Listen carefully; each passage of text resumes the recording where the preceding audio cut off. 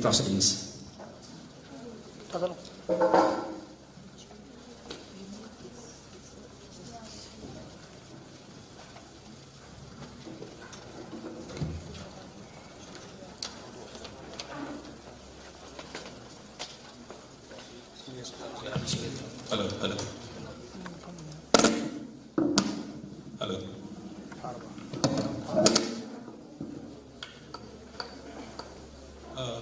Thank you so much. I will be in a position just to coordinate, because this is a very topic which I'm not an expert, so I cannot moderate. So the Master of Ceremony has rightly put that I would be coordinating. So to just begin with the session, I would like Professor Tomatsu to please give me the opening remarks, and others may continue, please. Thank you. Thank you.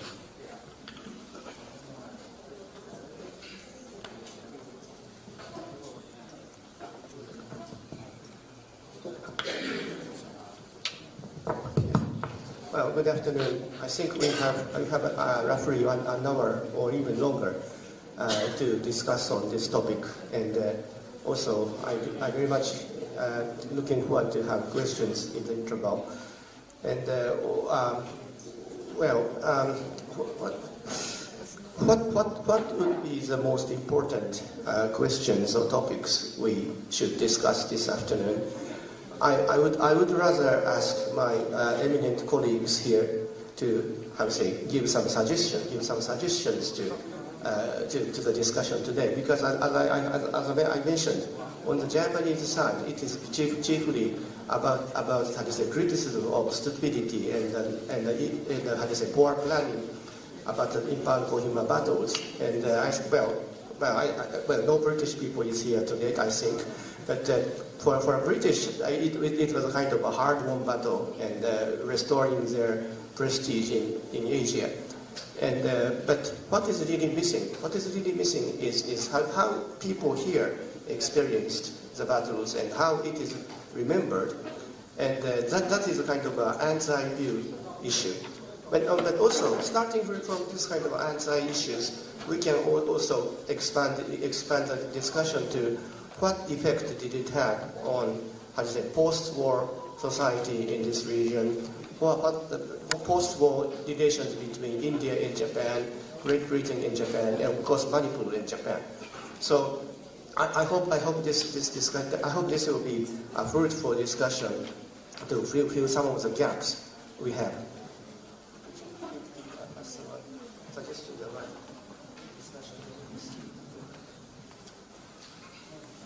Thank you very much.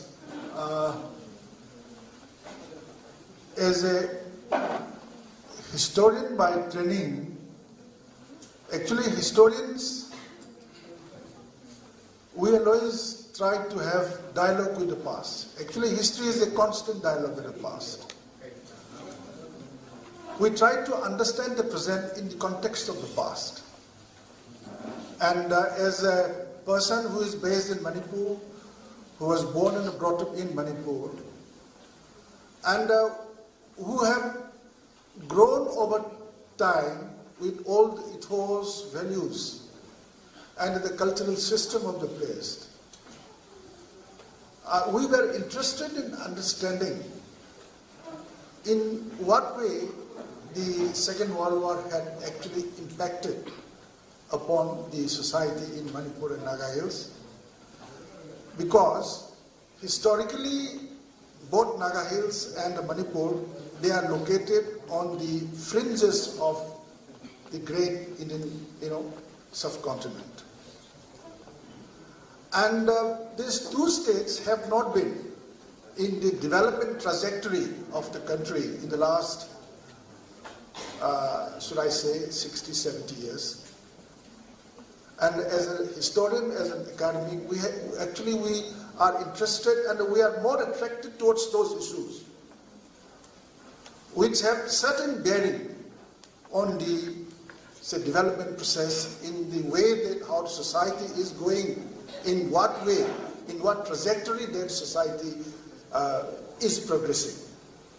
So, in that way, we try to look upon the Second World War, the INA Japanese campaign, in Naga Hills and the Manipur, with an objective of understanding in what way it had impacted upon the society in this part of the country, and what is the link up, what is the link between what actually happened and what we are here today in this part of the country. Thank you.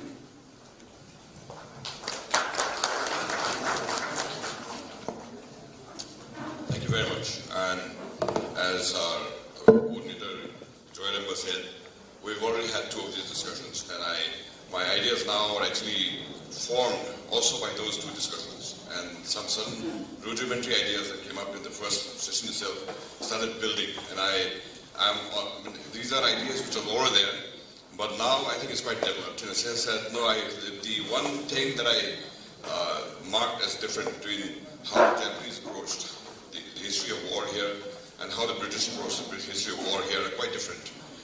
And I suppose that's because one side is a victor and the other side is a loser. So the loser will normally have a different approach to that particular event. There will be a bit of ego defense, and there will be a bit of inhibitions in saying whatever happened because it's so shameful, so humiliating that you don't want to forget it. That kind of thing is also there. On the British side, there's a bit of triumphalism that we won. We won because Slim made defeat into victory, and that kind of triumphalism is there. But beyond that, there are certain facts in 2013, there was a voting in the Imperial War Museum in London. They wanted to decide which of the battles that Britain ever fought was most crucial for them. And this was an online kind of voting. And in initial stages, there were quite a number of voters. I mean, it was open to everybody. And then it narrowed down until it came to the last. There were 5 battles, 5 or 6 battles. I don't remember the exact numbers. And there, all through the rounds, Waterloo and this Normandy landing, the D-Day as we know them, these 2 actually figured on top. And Imphal and Kohima was there, but then it's not so well known. Then suddenly in the last round, how it was done was that every battle which came into the last round was defended by a military historian. And the man who defended the Imphal and Kohima war was somebody called Robert Lyman. He's still very much around, and he's also written books. And fortunately, I brought out a coffee table in which he wrote an article as well. He came here to Imphal, so I requested him, and he agreed. And of course, he didn't give all his thoughts there because obviously he would want to place his best thoughts in a publication in Manipur. So, but he argued for Imphal and Kohima, and that actually won. That actually, in a sense that the British are saying this was the most crucial battle they ever fought. And I've been trying to figure this out for a long time. Why? There's so many other battles. You have Normandy, the Waterloo, then Alamein, and in fact, this man was actually comparing this to Stalingrad. It's as bad as, or as fierce as Stalingrad, or as crucial as Stalingrad, and things like that. And also the Zulu war, that also figured in the last thing. And the reason I got, and from his own statement, he didn't, again, although you're a victor, you didn't want to also expose your flanks or your weak side. So he was actually saying that this was a war in which India's sense of independence and the army was fighting for its own. He wasn't fighting for the Raj and all that.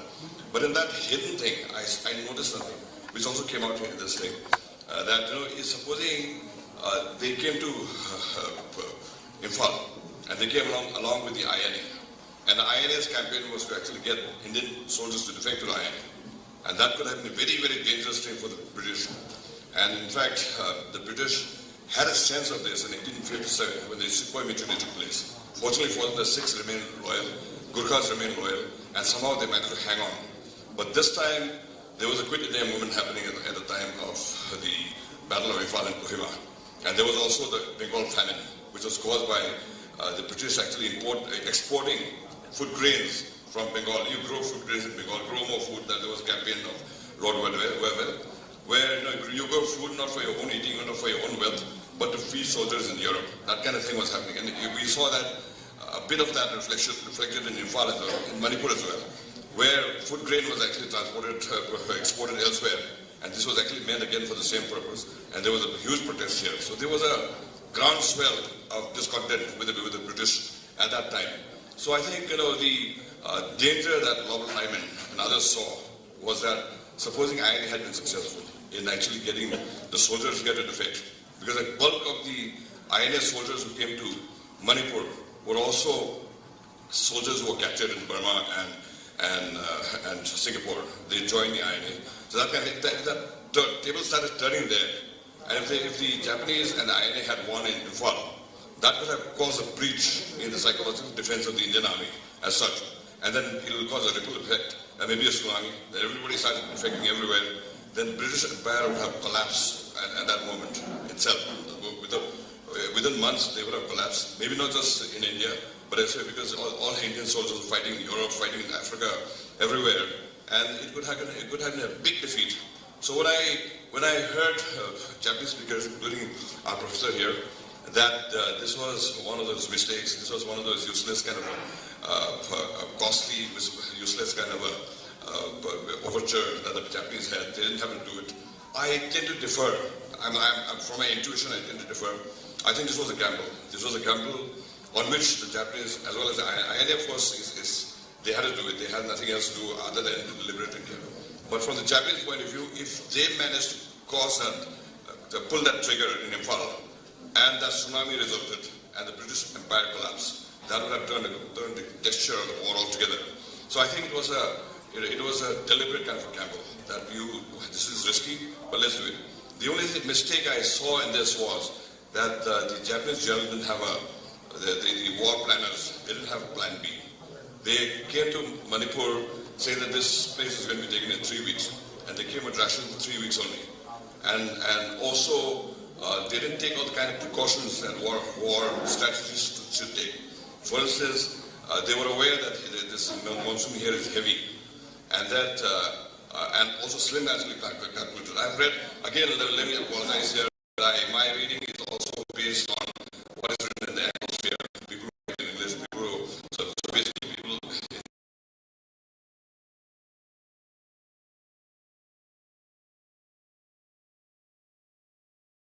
in the British and the American sphere into some of the talks of the Japanese. So I think the Japanese really see this as a mistake. It was a mistake, probably. It was also rash. But as a rash, I think it was a gamble. It was not a blind kind of a mistake that was made. That you came in here deliberately because you thought if you pull the trigger, if you manage to collapse the Indian Empire, that would have turned the tide up. Because Japan was under pressure at the time. The Americans were also advancing in the Pacific and Midway Island.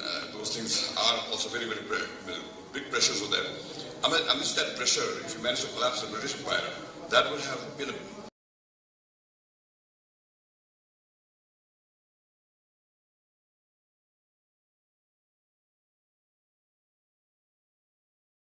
big moral booster, as well as turning the tide of the war. So I think basically what the Japanese planners, although these ones spelled out so openly, is that the INA probably will be successful in turning the minds of the Indian soldiers in the British Army to actually defect to the INA. This is why they thought this war was crucial.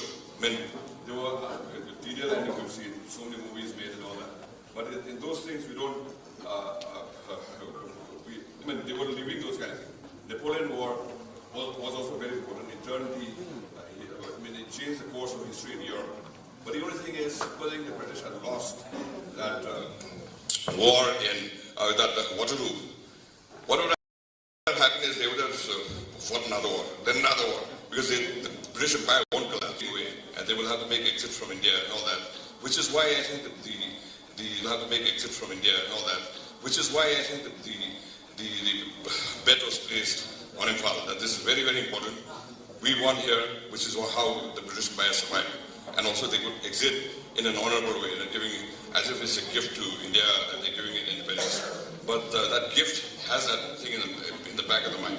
The possibility of the Indian Army turning against the British, which, as I said in the beginning, 1857 it happened, Sepoy Mutiny. But Sepoy Mutiny, those days, the Indian communities were not so united because there were different princely states. Even then, it terrorized the British to that extent. And that kind of fear would have been at the back of their mind when they said, Imphal is important. It's not because Imphal is such a nice place or lovely place, lovely people and all that. It's that from the war strategy. That if I lose here, I could lose the entire battle, entire war, and maybe I will lose my empire. Maybe I will just totally humiliated, crushed to the ground. I think that's kind of outlook. And the other thing we are constantly seeing is how did the locals view the war. I think for the locals it's just betting on the fastest horse, so that your own interest is promoted in the best way. And we can see this happening in Myanmar. In Myanmar, when the British were retreating, Aung San actually joined the Japanese army. But when the tides began to turn, he defected to the British side. And we see that as a defection, but I think it's okay. I mean, it's war, everything is fair, and love and war are the same. And his point is he wants Burma. He is not thinking of the larger ideology of that the allies in the axis of war fighting. He was just interested in Burma. So if for Burma it was best to the side. So I think that kind of thing is there. And in Manipur also, I think probably similar kind of things happen. That we see a lot of people going on the British side, and another lot of people actually going to the Japanese as well as the Iranian side. I think it's also determined by that interest. And I see this in writings, for instance, by M.K. Bidotuni, where he's saying this is not our war, but we are humans who will help whoever comes near us. That kind of an attitude was very much there in Manipur. And in the end, I think it will have to be about actually confronting what actually happened there, and then facing it, and then resolving the problem. We cannot just hide away from what happened. Suppose there's been atrocities, we have to say that. And then, of course, we cannot. It should not be out of any finger pointing. No, that he, evil man, a good man, that kind of thing. It's just history. It's gone. So we have to take what Nelson Mandela has told us. Think about admitting what happened, and then to move forward. That's the action that I hope will happen.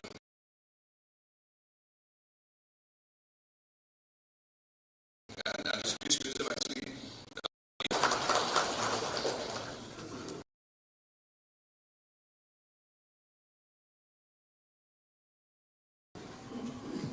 Well, I should ask Professor Hatashi to say something, but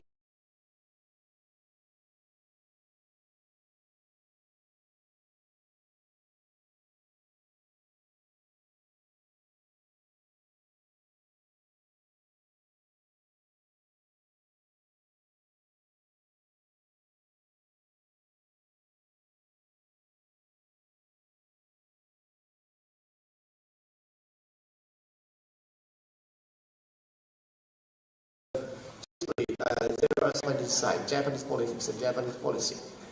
Well, when Japan declared war on the United States and Great Britain in December 1941, well, the initial cause of the war was that, well, Japan is fighting this war for self-preservation because, well, Japan had been under very strict embargo from the United States and Great Britain, and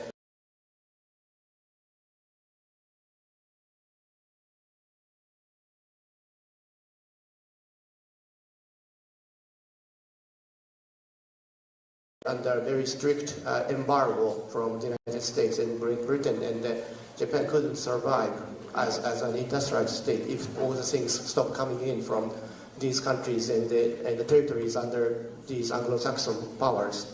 So initially it was preservation, self-preservation, self-defense. However, soon another cause was added, and which was liberation of Asia from Western imperialism. Well, nowadays we can easily criticize this addition as an act of hypocrisy, and it is true that because the Japanese government had to how to say boost people's morale by adding new codes, because Japan has been in war between China since 1937, and after 4 years of fighting in China, Japan couldn't subjugate China, nationalist China. And so people were becoming quite exhausted and tired of war, and the people began to criticize the government and military leaders. Well, why can't we settle matters in China after fighting for years? Then, for various reasons, Japan declared war on the United States and Great Britain and some other countries too. And this seems very irrational decision. However, government had to add something to boost people's morale, which was liberation of Asia. Japan is not only fighting for its own self, but Japan is fighting for the higher cause of getting rid of Western imperialists from Asia and liberate Asia and make a new kind of international, community in East Asia and Southeast Asia. However, in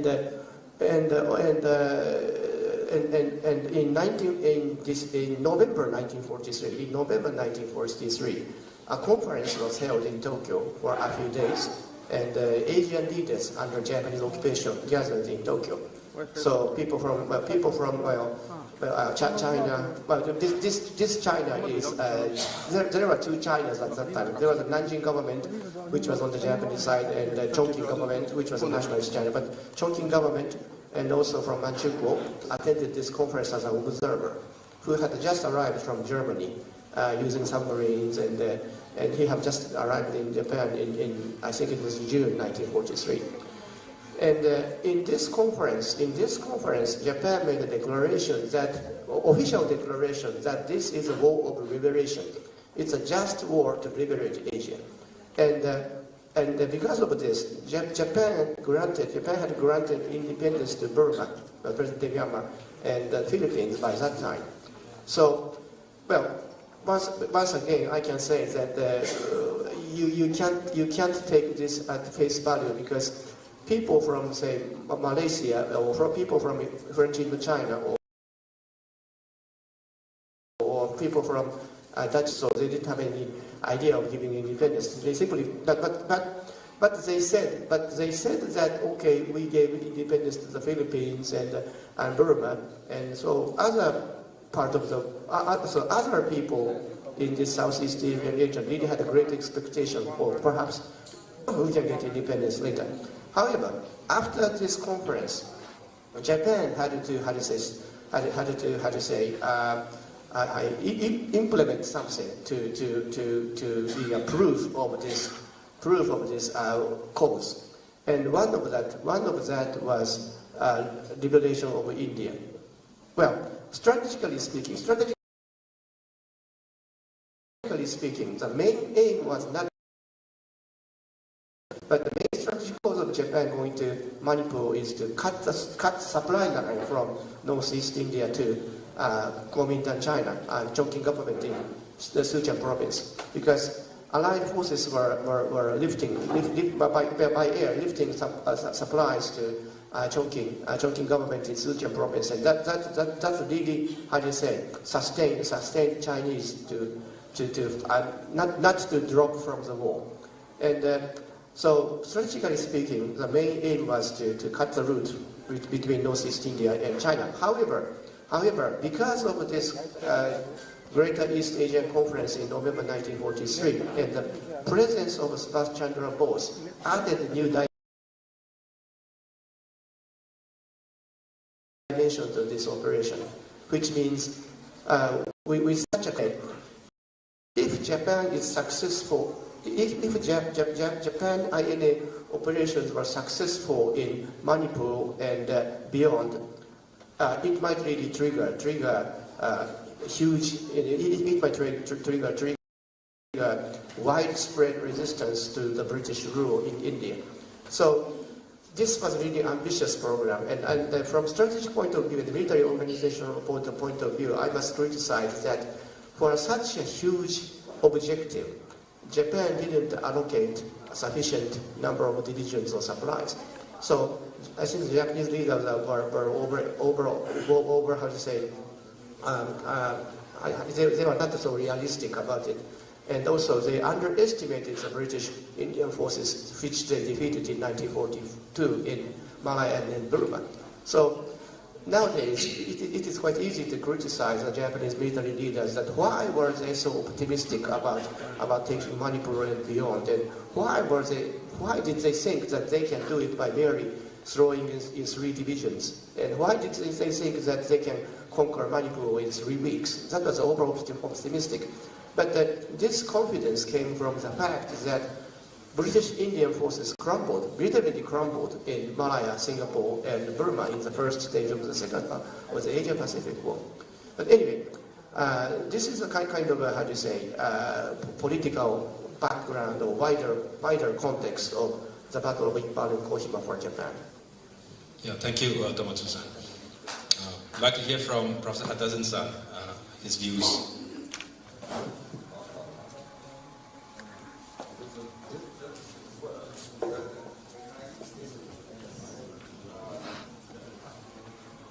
Should be fine. Oh, good. Very good.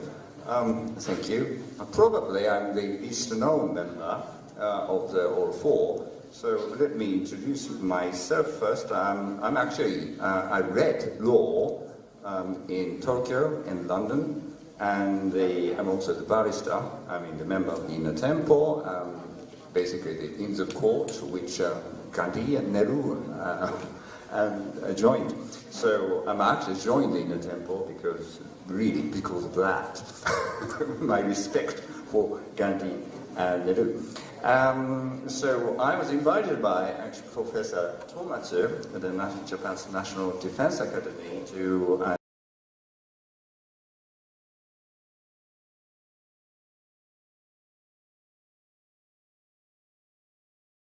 join a team of editing and supervising the translation into English of the Japanese official record of the Japanese invasion of India, which is called the Imphal operation.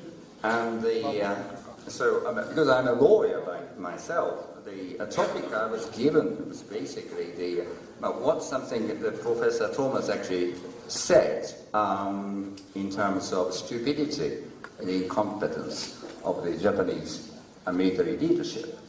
What kind of liabilities would come out of, follow from such things? I analyzed, my note on the topic is called Cowardice and Recklessness in the Japanese invasion of India, a note on the disciplinary and the managerial aspects of Operation Ugo. Operation Ugo is a Japanese title to the Operation Imphal. The first thing is that my principle is this: by remembering something very bad, we may be able to turn something good, bring something good coming out of it. Yeah. Originally, I was actually intending, but normally, when I do this kind of research on the Japanese war in the past, what I tend to do is, I would like to go to Japan after this disastrous war which ended in 1945. So, therefore, because Professor Thomas actually mentioned about the Japanese decision to go to war against the United States, which everyone now thinks is stupid, well, probably absurd. Yeah, but my analysis, earlier analysis, is something like this. He said, yes, there was an oil embargo on Japan, and the Japanese Navy considered that if United States decided to attack Japan, when Japan's oil ran out, Japanese battleship, warships, or Japanese aircraft is totally useless. Japan would be deprived of all means of defense, so it would be an unconditional surrender. So before we run out of oil, we must seize oil in today's Indonesia or Burma. So the Navy planned it this way. But very interesting thing about the Navy's intention is, they say to the army and giving the pressure to the army that this war was actually planned by the army, and the Navy didn't think that they are the decision maker on this. The war in China was totally the creation of the Imperial Japanese Army. Okay? So the Hawaii Navy had to fight the United States because of Army's policy. So Navy didn't think it's their responsibility to stop the war. It's Army's. Yeah, but the Army is interestingly considering that the duty to stop the war means basically the Army leaders were afraid of mutinies, basically revolts, of young Japanese soldiers against the Japanese army leadership. Okay, if army suddenly said, well, we can't beat the United States, so we will be defeated, so we decide to stop the war in China. If army leadership decided that way, the natural consequence would be that army leader would be killed by the Japanese soldier. Okay? So the army leaders asked Navy to say no to the war, because, you know, between Japan and the United States, this is the greatest ocean on earth. So army expected would be safely decide to get out of China. Can you follow the logic of how? Okay? And the Navy knew perfectly. So we can't say no because it's stupid. If not, Navy even say no to the war and killed by the Japanese ultra-nationalists. Why we have to take that responsibility? The army should take that responsibility. So there is we call it black passing. Passing of responsibility between army and the Navy. Gradually, eventually, we seem to have decided that somebody who no Japanese ultra-nationalists would kill should decide who. And there's only one person, the emperor. That's it. But unfortunately, after this is my analysis, but probably the emperor seems to have been afraid of being killed as well.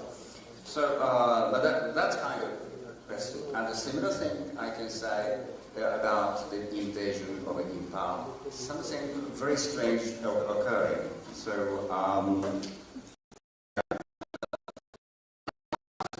actually, I'm a lawyer. I have to very sorry to say something like this, but Imphal, I looked at the decision-making process, but only the records at the lower level, like the Burma area army, and also the 15th Army, which was responsible for planning and carrying out this invasion of India into Manipur and Nagaland. And what we can say is that some forces, certainly there was one particular person who was responsible for the operation, that was General Mutaguchi, who was commanding the 15th Army. Okay? But the strange thing is, he certainly wants to fire his chief of staff,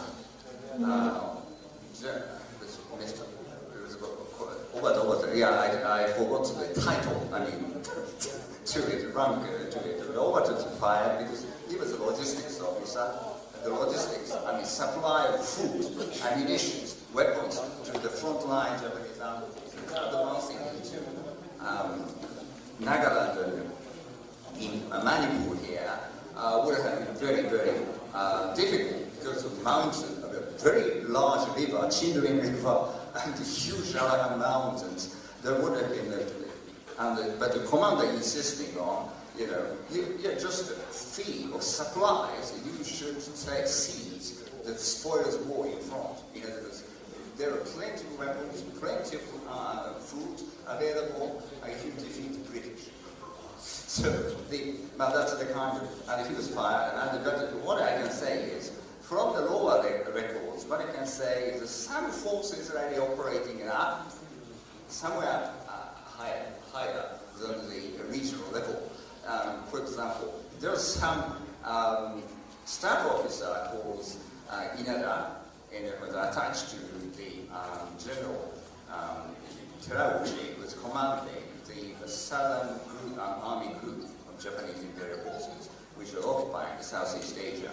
And he was also very critical about Mutaguchi's plan of invading India. So he was also removed from his position. So in a very strange manner, each operation carried out. Now I really suspect that something higher than the Chief of General Staff or above must have got involved in the carrying out of it. So one thing I just would like, before getting into the main discussion of the event, I would like to apologize. There's a funny ending. It's is it number?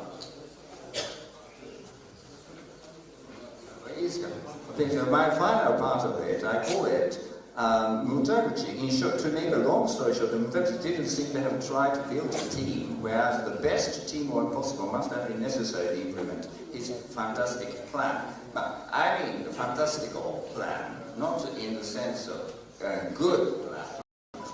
This is unrealistic, fanciful, I would say preponderous plan. That's what I mean. Like a never chamber is good. It is used, but it's really archaic to say fantastic. It's a fantastical.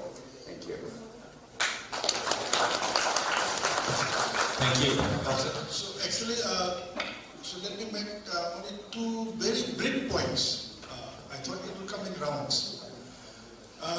Now the first point that I would like to make is the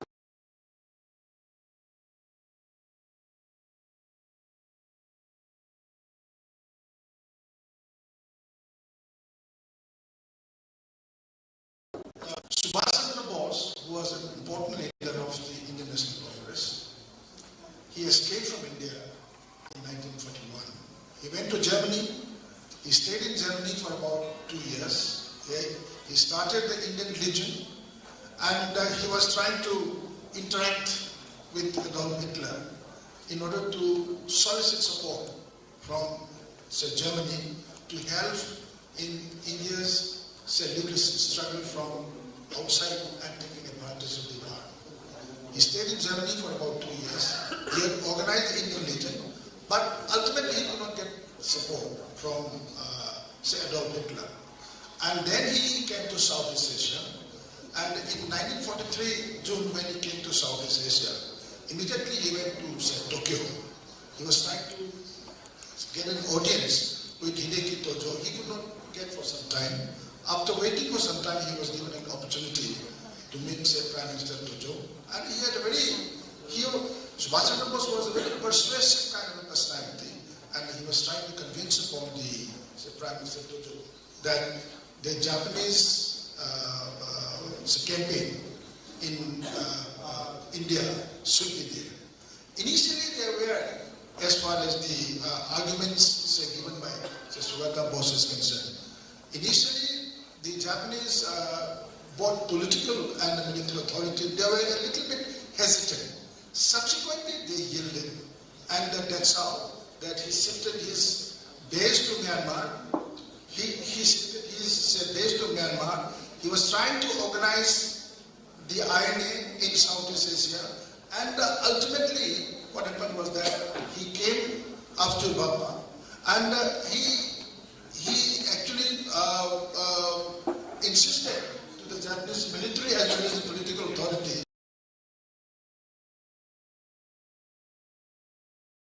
that 4 brigades of INA, Subhash, in the 3 divisions of the Imperial Japanese Army, that is the 15th, 31st and the 33, brigades of the INA were attached. And it is these brigades who were actually trying to, say, provide all the necessary local assistance. Because initially they brought food only for about, say, 20 days or so. And this 20 days food, it was already exhausted on the way, even before reaching say, India. And ultimately, they had to, say, rely on the support from the local people. And it is in this context that we should consider the INA Japanese campaign in Northeast India as some kind of a phase of Subhash Chandra Bose's nationalist politics. And this is what actually there is a move for some kind of a reinterpretation of the entire argument of the Indian national movement on this particular phase, in the period between the Second World War and 1947. This is one thing. The second point, very briefly, that I wanted to say is that Northeast India, as I was trying to say earlier also, that it's located between the Hupong Valley and say Brahmaputra and the Imphal Valley. And all these hilly and mountainous regions were inhabited by a good number of tribal communities. These tribal communities were absolutely isolated as compared to other places which were properly linked with proper infrastructure, with railways and roadways and so on and so forth. And the colonial masters, they have devised so many ways. Inner line, for example, permit system was one of the way. So actually it is during this period that, as I had said, that there had been a tremendous amount of, pumping in of international capital in this area. In terms of technology, in terms of money, for construction of roads, for construction of airfields, for construction of dispensaries. Huge number of people from across the subcontinent, Africans and Indians and Americans, so many people and Europeans, including even some of the brightest people who are just coming out from British universities, they were all, conscripted in the army. And, they had to use their mind, their ideas, their technology, even in the construction of this Titting road, then this construction of the road from Imphal to Kohima and so on and so forth. And it is in this particular period that this war was there between 1942 and 1945. Thank you. And all these people, they have been thoroughly exposed to the kind of modern technology, modern capitalism, modern industries, and all sort of, different facets of the modern world. This is what actually, this was the base from which all the societies in Naga Hills and Manipur emerged to build up the contemporary Manipur and Naga Hills. Thank you. Thank you. I think as the discussion is going on, I believe that we can continue and continue and continue. But of course, there's a paucity of time. But as the discussion is going on, I was thinking that if there is a movie, we could relate the entire story in 3 hours. Now, I've got some very good questions, and I have a question from Sylvia Querakpam. She's from SK College. Is there Sylvia Querakpam out here? Can you, question it, or shall I read it out? Okay, I'll read it out, just in the interest of time. I don't know to whom the question is directed to. What are the major socio-economic impact of Imphal and Kohima War during the Second World War? How the war related to the Pilan of Manipur? So the question is, Mitmatsu-san will, it's like, what are the major socio-economic impact?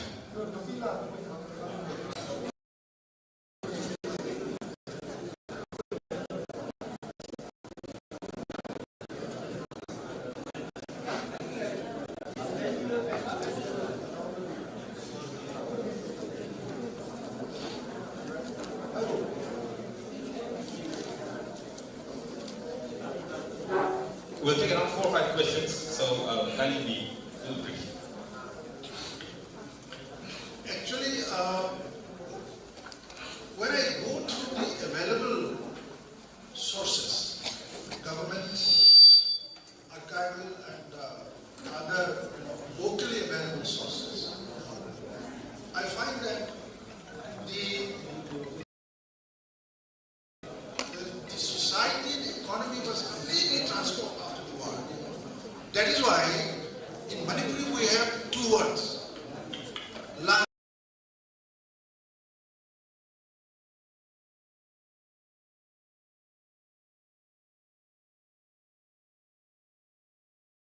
Mama and the Lamatum. Lama even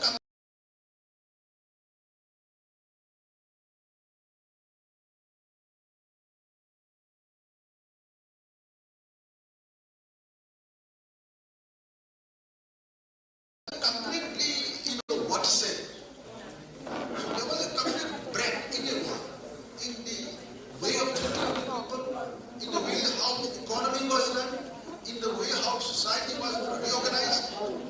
And to be frank, the limited, business group which emerged in the 1950s, these business groups were the people who were actively engaged in the wartime supply, works, supply of say provisions, say supply of other items which were say necessary both for allied forces as well as for allied and Japanese forces. And it is this particular group of say suppliers and contractors and educated people who were instrumental in giving a shape in the contemporary society.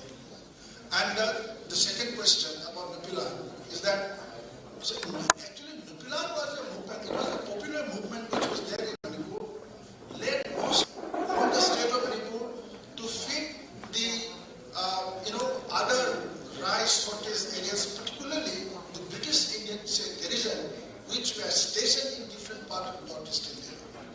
And people of Manipur, because basically, Manipur is a gender-sensitive society.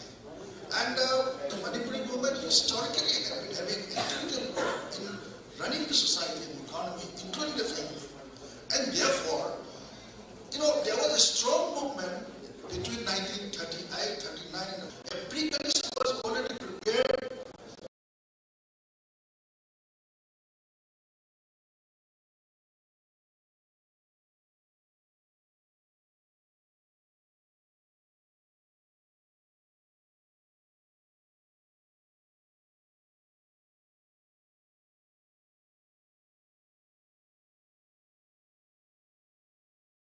In Manipur particularly, and when the Japanese and the Raja movement, they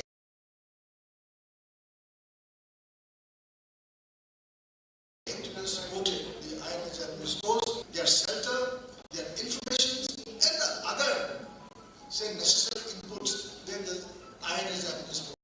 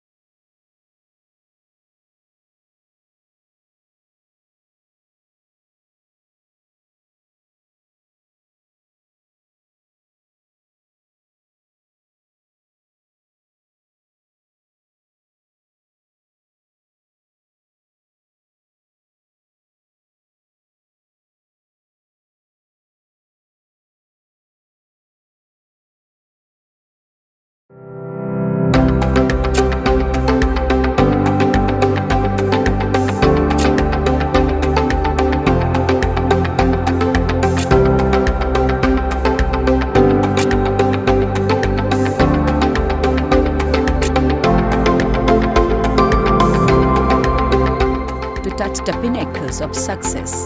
Get enrolled to one of the finest schools in Northeast India, UNACO School, Excellence in Education. American Oncology Institute AOI amadi Babina Specialty Hospital anigi makhada comprehensive cancer care ga loinana multi specialty service singi kudong sabasing pijari kudong sabasing adudi neurology, urology, internal medicine, general surgery, critical care ICU amadi palliative medicine. Welcome you all to UNACO School Channel Imphal East, an exclusive co-educational residential school located on a sprawling 50 acres campus just 24 km away from Imphal city. The school will be affiliated to CBSE New Delhi. Academic session will begin on 1st April 2023 for classes 4 to 8. Registration commence open for 2023 and 24 session. Are you looking for an affordable hotel in New Delhi? Well, here it is. Hotel Ambrosia, located at 217 Road number 6, Mahipalpur, just 15 minutes distance from Indira Gandhi International Airport. Isn't it good? Well, we provide 24/7 pickup and drop service, free Wi-Fi in all rooms, 24/7 restaurant service, daily housekeeping, proper car parking, fitness center, and many more. So what are you waiting for? Please contact Hotel Ambrosia, A217 Road number 6, Mahipalpur, New Delhi. Phone number 964-3504-772. The legendary brand Vespa was born in 1946.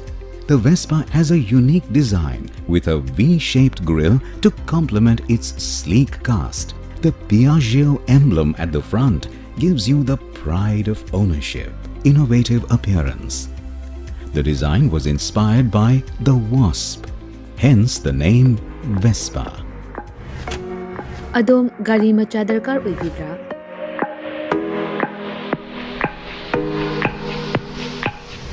Suknagi minute kuntragi manungda document ichang changdana Vespa amadi Aprilia gi apamba model sing supna dagi lupa lising tara khaktang puthok piduna loan unilawba yabagi khudong chaba pizare.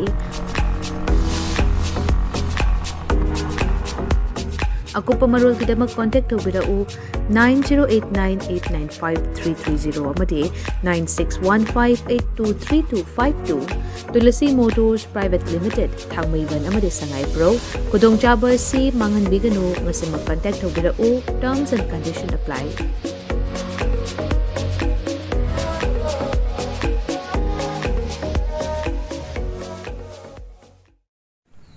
Kurumjari Nungsijaraba Kwai Mayam Punamaki Mapamda Paujel Ama Pijari Madudi Wall Mitai Council na Sinda Langjaduna Mariraksuba Mipam Lak Liba Anoba Chahi 2023 gi January Gitang Kungamapan Nomaijing Numit Ta Sugunu Kakching District Ta Pangthok Charagani Malayam Sida Lairiba Mitai Aikoi Asi Amatani Haibasina Mipam Masigi Nungoiba Wakaloni Tongan Tongan ba mafamda lai kraba mitai sing punduna pangthok jagadoriba mifam asigi media amadi channel partner ELITETV gi khuthangda live telecast khwai miyamna ubiba phangbigani maru oiba akupa pau khangbinabagi damakta 897-421-7776 natraga 98563-43313 da contact tawbiu.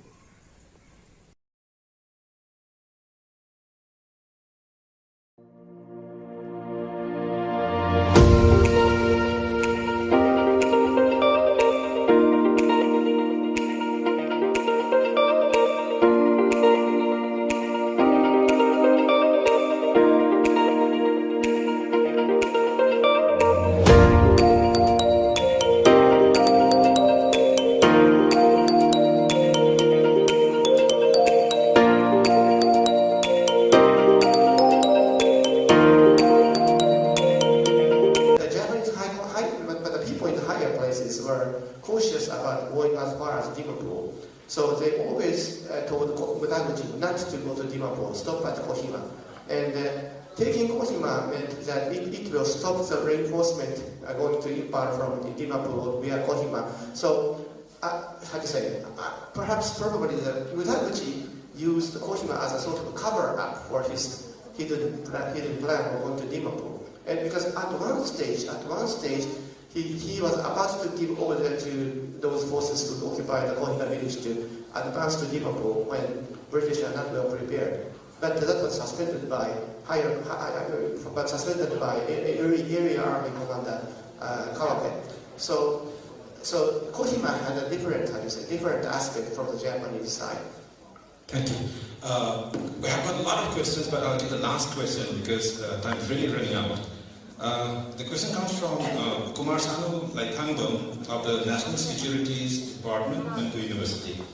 I think Thomas San can kindly take this question. How the Battle of Imphal became a catalyst for India's independence?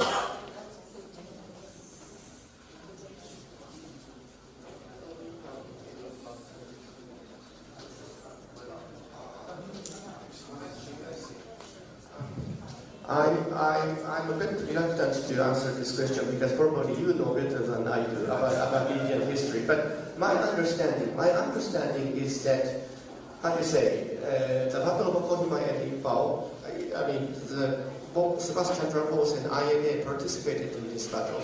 And I think this was a very clear high point of INA and Azad Hind's struggle to liberate India by using force. But obviously it failed at that moment. However, it functioned like a time bomb, should I say, because of the INA trial in 1945-46. So this is something which we can apply to other part of the world, that even if you fail at one stage, showing the strong will and accompanied by action, it may have impact in later years. So I think this INA participation in the Battle of Kohima Imphal did play quite important role. I shouldn't say I cannot say it was the only, but it did have a great impact on intensifying the independence movement after 45. That is true, I think. Thank you. Thank you so much. Please give a big round of applause to all the 4 panel members, Tomato-san, Professor Robindra, Tao Pradeep, Ajahn-san. The discussion has been very short, and I believe that in the days to come, I think there can be more discussion, technical presentations. A day-long event will not be sufficient. I'm looking forward to having such an event. A big round of applause to all the 4 panelists. Thank you so much.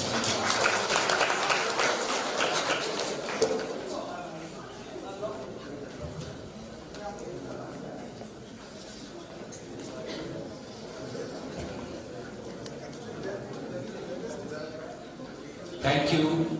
Thank you all the invitees for passionately listening to such discussions. Now, let us welcome our chief guest, Honorable Minister of Education, Town T.S. Kumar Singh, to deliver his chief guest address.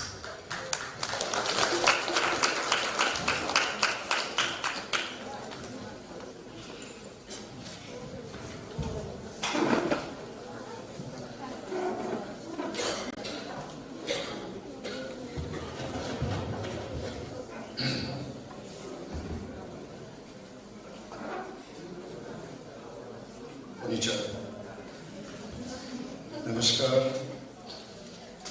Good afternoon.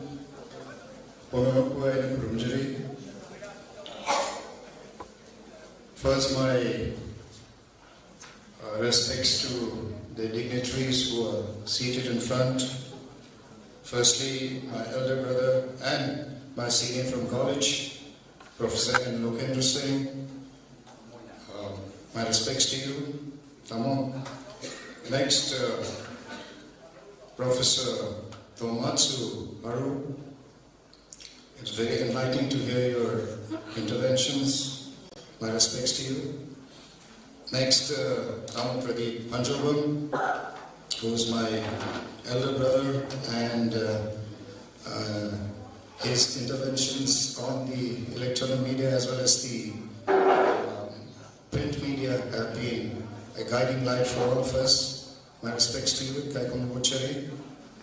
Next, Professor Hatashinomi, who is an advocate, we say advocate here for barristers. I myself have done a course in law, so my respects to you. Yeah. Next, my respects to Yui Nakamura, who gave a very enlightening address, I should say. It was very nice to hear your connection with Manipur and how you've been trying to develop this peace museum. So, my respects to you, Kurumjari. Dr. Dhavli, who is the founder of the Manipur Tourism Forum, Lieutenant General K. Himalaya, who is left now, but my respects to him too. And of course, Lieutenant General Nishikanta Singh, who I'm in touch with, and he's been involved in various issues dogging the state for the past so many years. So my respects to all of you, and my respects to the press, electronic, print, and everyone, all the students, staff who are seated in front, and Lekai Sigi, Kwigi Maibam, Kungamgi, Ahalaman Singh, my Guru, Maibam Singh, Chilinao Singh, Chalichi Singh, Punopu Aina, Ahan Punai Kurumjari, Ikai Punoche. I'm not an expert on the topic, as you could have seen. I asked questions. My idea was to come here and learn from the experts, and today I'm very happy and privileged and humbled to be a part of this program to launch the book, which is, I think, going to be a very, very interesting book. And I look forward to reading the book firstly very soon. In fact, whatever book has been released today, and I promise that I'll finish it within a week and try to get the gist of what battles of Imphal and Kohima meant to the people in the locality and around. But I'll come to the points that were discussed earlier during the panel discussion. But I must say that the declaration of the Battle of Imphal and Kohima as one of the fiercest, in fact the fiercest battles of the Second World War, as was enunciated by Tama Pradeep very eloquently in 2014, resulted in giving a lot of importance to Imphal and Kohima, the battles, so to say, and the place in general. So that was a blessing for us, even though very tragic things happened during the war. We lost a lot of lives, from both sides as well as from the locality. But it did bring to the fore the importance of the places where the battles were fought. And I'm very glad that the Manipur Tourism Forum and the Imphal Campaign Foundation are commemorating the Battle of Imphal and Kohima since the early part of 2010 with the theme of peace and reconciliation. Now this museum, which stands as a testimony and attempts to pass a message that the sufferings of war are, they don't seek out any particular people or persons, and there are no victors, and sufferings are there on both sides. It is humanity that loses ultimately in the end. So those are I think the basic lessons that everyone has learned. I'm not trying to, bring anew the sufferings of war, but the local people experience, as Professor had mentioned earlier, I think it's very essential, because people focus on the war, the strategies, what the military commanders did, how many airfields were there in Manipur, who brought in the supplies. But the people who were living very simply, in harmony, a very basic, issues of life they were tackling. Suddenly, as Tamu mentioned, before the LAN and after the LAN, lives completely changed after the war. It was overturned. People ran from their houses. In fact, why I questioned the name of the war was because people from Imphal ran and hid in my own village, Utlawo and Maibam. Maibam was, of course, the battlefield, but they were hiding in nearby villages also. But the main battles, as our director of the museum he's very knowledgeable about it also, he has narrated a number of times the kind of battle that was fought here in this locality. And it's called Red Hill, by the way. It's not because the hill is red, because of the blood that was flowing from the hill was red, because so many people died, so many people had to give up their lives, and in that, even the local people suffered a great deal. So the book, if it deals, I'll get to read it, of course, later, with that experience of the local people, how they helped the Japanese people with rations, what was their thinking when the Japanese people came into their houses and tried to ask for rations. And I was very happy to hear when the External Affairs Minister, when he came here, and we were having this interaction, Professor Jayasankar, Dr. Jayasankar, when he came here, we were having this interaction, and there was this intervention in which it was mentioned that the local people really welcomed the Japanese people, not just to please, our External Affairs Minister's wife, who happens to be a Japanese also, by the way. And but it was a fact that Japanese, because they ran out of rations, they had to go to the local people for support. And the local people tried to help them in every way possible. So that was also of cooperation, of help, that was extended at that time. Those issues also came up, and it was very interesting, I should say. Now, I think the Imphal Peace Museum, in which we are seated today, has now become one of the most visited sites in Manipur. On a general way, I'm veering a bit away from the topic, but the importance of this museum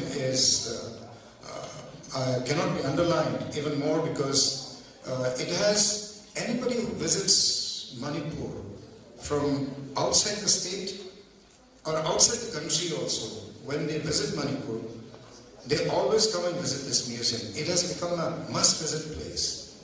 And the way the museum has been looked after, developed by the director, by the office bearers, of course, they're maintaining it and saying, but so many people have gone into making this such an iconic place in our state that whenever we go to school children, when I go to visit schools in remote areas, in the hills, or any other place, I always mention, I never fail to mention that please come and visit the Peace Museum as a school trip, as a college trip, because when you come here, when you see the history of the war, maybe that will prevent you from making further, such mistakes, or just seeing as Madam had mentioned, these shawls which are there of more than 34 different communities which live in the state. These all, our culture, our heritage is being showcased here, along with the war, what happened in the war. And I also want to point out here that I've done this many times to the director, but there's this two images of a British soldier and a Japanese soldier in the museum. So I want a little bit of correction in that, in the sense that we don't want to see the defeated, as of course mistakes were made, but in such a stark manner. So what I would suggest is have a more, I'm doing this in the open, please don't mind, have a more dignified this thing. We can showcase the actual uniform of the Japanese soldier, but we should have a little more, I think, improvement in the image of the Japanese soldier. I think everyone will agree with that. I hope everyone agrees. Ako'y Japanese soldier to karan masado yam suno kon bado madu se hingi mudan mai ke kitang di madu masado moisu they came to save, they came to liberate our country, our state, along with Subhash Chandra Bose. So I think that is a point that the director may kindly note. But leaving that aside, I'm glad to know that the initiative, as part of the Imphal Peace Museum project, the engagement of the Japanese-English translation of the official Japanese publications of the war history series known as Senshi Socho, published during 1950s and 80s by the current National Institute of Defense Studies. This book is finally being, released in a few places in Delhi, Calcutta, and Imphal now. So it's really nice to be here at the book launch, and I'm also glad to know that the Senshi Socho project focuses specifically on the volume which are relevant to the study of Japanese attack on the present, the territories of India, with the intention of, freeing the Indian territories from the British rule, and which means that the current Manipur and Nagaland in 1944, those are the main places that they came with the objective in mind. As you correctly mentioned, the objective was to take Imphal. But again, I differ a bit on that point, because the objective was to take Imphal, but the battle happened in Maibam. So again, the argument, the battle happened, and the place where the battle, the objective was to take France, but the battle happened in Normandy. That's why it's called the Battle of Normandy. So that is my point, which I try. I'm sure the the objective was to Imphal, Kohima, Dimapur, and then India, and of course, rest of Asia. But my point was that I just wanted to focus on that. We firmly believe that the efforts of Manipur Tourism Forum, which has brought about a new perspective and a new chapter in the relation between Japan and Manipur through this small initiative, will improve even further.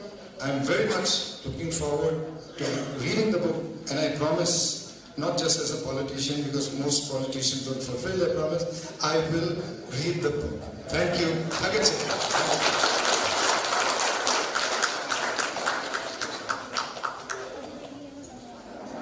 Thank you very much, Sri P.S. Pasupatkumar Singh, Honorable Minister of Education of Manipur, for acquainting us. And may I now call upon Somikanta Paunam to offer the vote of thanks. And before that, with little deviation from the plan, one gentleman, Yaifaba Kanza will be here. So he has written a book and Forgotten Voices of Japan Land. So he wants to present 4 books. He has got only 4 books. For that,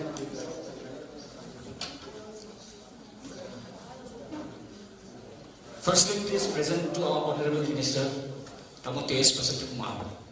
Ladies and gentlemen, please give a big hand.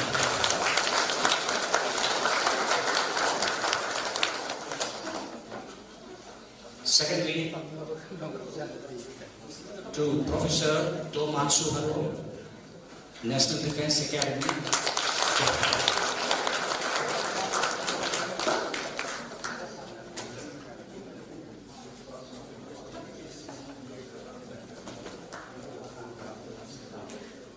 Thirdly, to Professor Hatashi Komi. Please give it to him.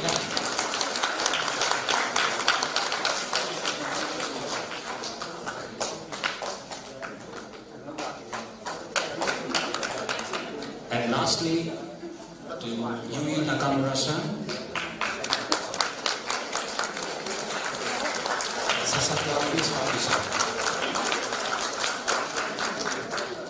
thank you, everyone. Now I call upon Somikanta Paunam, Secretary Manipur Tourism Forum, to offer vote of thanks.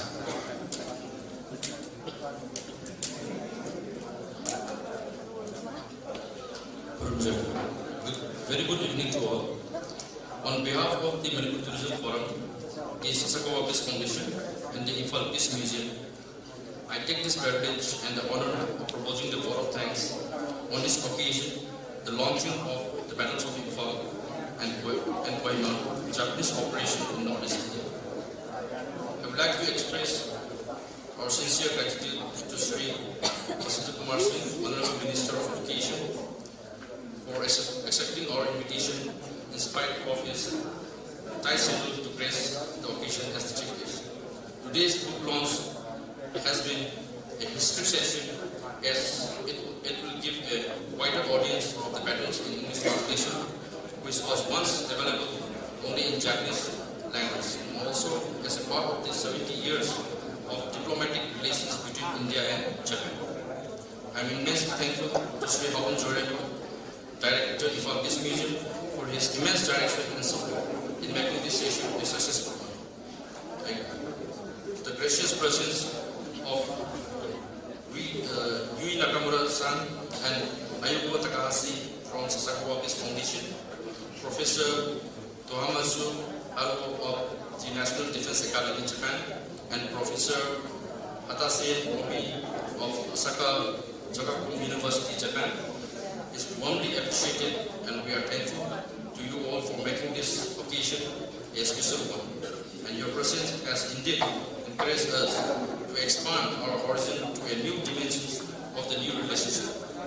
We are also deeply honored with valuable academic discourse on Japan. I am extremely thankful to our respected sir, Dr. Chandan W. Singh, Founder President of Manipur Tourism Forum, for his guidance and support. And also I would like to thank Sir P. Kunjabihari, President Manipur Tourism Forum, for enlightening this session. I am indeed thankful to KW Publishers New Delhi, who has published this book. I also extend my gratitude to all the dignitaries, distinguished guests, and invitees who have come in such a large number to grace this program. I would also like to express our sincere thanks to all the media persons from both print and electronic media for giving media coverage for today's book launch. Last but not the least, a heartfelt thanks to all my fellow members and staff of Imphal Peace Museum and all the faculties and students from Manipur University and all the colleges, and each and everyone involved for the enormous cooperation and participation in making this program a grand success. Once again, thank you one and all.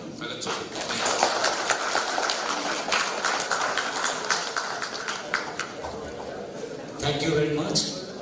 Here we come to the final session of this program, and may I request all the dignitaries to spare a few moments for a tea. And I request Joya Maibam, please kindly coordinate. And all the invitees are requested not to forget to carry snack packs we have placed in the counters. Thank you very much for coming. Please come again whenever we organize this program. Thank you very much to everyone.